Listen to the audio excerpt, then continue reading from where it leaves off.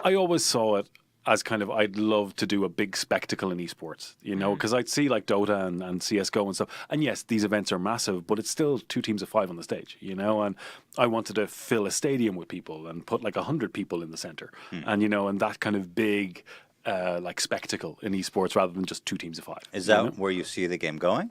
I hope so. Like, really, that's the dream for me is like, look, 1.0 is great and we get to release a full game, but until we have our first major, that's where I really see kind of, right, it's kind of, that's the dream complete then. You want to have a stadium with 100 players in the pit or the field. Yeah, and have like, whatever, 30, 40,000 people watching them. Interesting. And having that first person to get up and walk off. Yeah. Yeah, you got to walk off in shame. It's like a long walk, too. Oh, yeah. You give people in the audience like heads of lettuce to throw at them. That would actually be I can see when it comes down to like the final 2 or 3 that would be pretty exhilarating. Right. Walks toward the chicken. There's a giant chicken dinner. dinner. Actual chicken. Oh, that's funny. Oh yeah, but that's what I always dreamed, that Battle Royale could be a great esport, and I think I still think it could be. So what do you think are the challenges that exist that you're aware of or want to overcome to make sure that PUBG can become a great esport? We have to get the game esports ready, right? I mean, it's not competitive. Well, it is competitive, but it's not completely bug free. There's lots of stuff we have to improve, and that's what we want to spend. Like, I keep saying, like, this is 1.0 is a milestone for us. It's not the end of development. We want to continue over the next year to keep improving.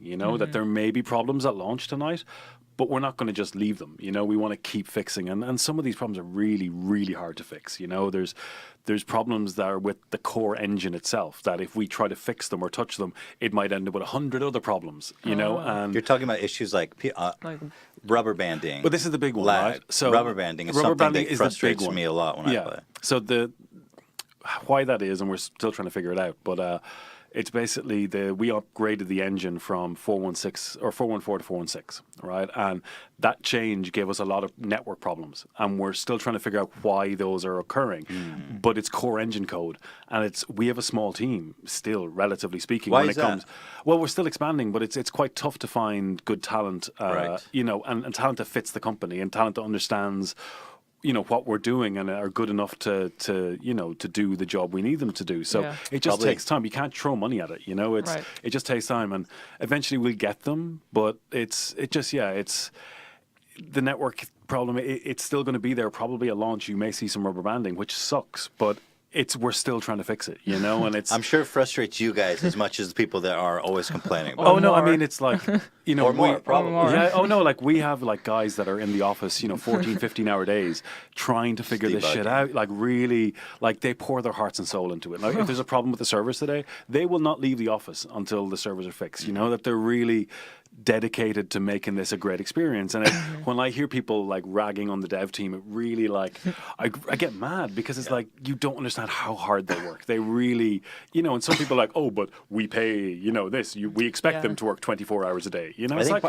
what the fuck? Part of the issue is that the game has become almost unreasonably successful. It's a pre-release, or at least until tonight is the official release, right? That's right. And so you've sold 25 million copies, and then people forget that this is a pre-release, and people are expecting, because you guys have so much revenue coming in, that there's no excuse. There's no excuse, right? Oh no, but I mean, even our servers and like, functions like Battle Line and stuff, it costs us millions of dollars, For what? per month.